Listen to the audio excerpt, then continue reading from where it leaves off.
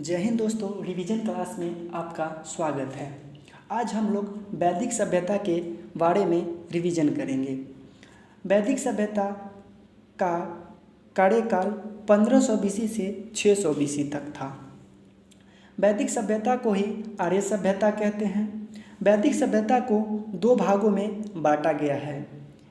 पहला पूर्व वैदिक काल या ऋग्वैदिक काल, जिसका कार्यकाल था 1500 BC से 1000 BC तक।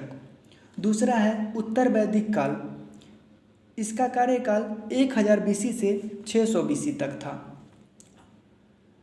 तो पहला है पूर्व वैदिक काल। इसके बारे में जानकारी का एकमात्र स्रोत ऋग्वेद है, इसीलिए इसे ऋग्वैदिक काल भी कहते हैं। ऋग्वेद हिंदू धर्म का सबसे पुराना ग्रंथ है।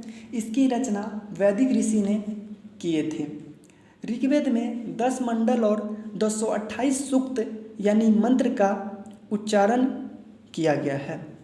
ऋग्वेद में 10 राजाओं का युद्ध पुरुषनी नदी यानी कि रावी नदी के तट पर हुआ था। इस युद्ध का कारण विश्वामित्र को पुरोहित से हटाकर वरिष्ठ को पुरोहित बनाया जा रहा था। अतः विश्वामित्र ने 10 राजाओं को साथ लेकर राजा सुदास पर आक्रमण कर दिए। अतः राजा सुदास की जीत हुई। इस युद्ध को भारतीय इतिहास की प्रथम लड़ाई कहा जाता है। ऋग्वेद में 10 मंडल और 228 सूक्त है। ऋग्वेद में 40 नदियों का उल्लेख है, जिसमें सबसे अधिक बार सिंधु नदी का, गंगा का 1 बार और यमुना नदी का 3 बार उल्लेख किया गया है। ऋग्वेद में वर्णित सबसे पवित्र नदी सरस्वती नदी है। मैक्स मूलर ने बताया कि आर्य भारत में मध्य एशिया से आए थे, जो कि लगभग 1500 ईसा पूर्व से पहले, और भारत में सर्वप्रथम पंजाब तथा अफगानिस्तान में बसे। आर्य का शाब्दिक अर्थ होता है श्रेष्ठ।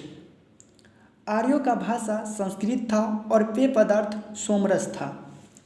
आर्यों का प्रिय पशु घोड़ा था और प्रिय देवता इंद्र थे। आर्यों का समाज प्रीत प्रधान था, यानी कि पिता का आज्ञा का पालन किया जाता था। ऋग्वेद के संकलनकर्ता द्वैपायन वेद व्यास थे। ऋग्वेद के रचनाओं को पढ़ने वाला ऋषि होरोत कहलाते थे।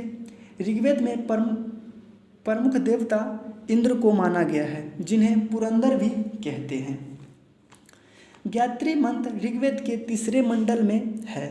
गायत्री मंत्र समर्पित है सूर्य देवता सावित्री को। इसकी रचना विश्वामित्र ने की है। 8वें मंडल की रचना खिल कहलाती है। ऋग्वेद के 10वें मंडल में गायत्री मंत्र, वन व्यवस्था और 4 जातियों का उल्लेख किया गया है। इस काल में विवाह एक पवित्र बंधन था। बिना पत्नी के पुरुष को यज्ञ में बैठने की अनुमति नहीं थी। इस काल में नियोगी प्रथा था, यानी कि कोई भी विधवा स्त्री अपने देवर से विवाह कर सकती थी। इस वीडियो में इतना ही। मिलते हैं नेक्स्ट वीडियो में। जय हिंद।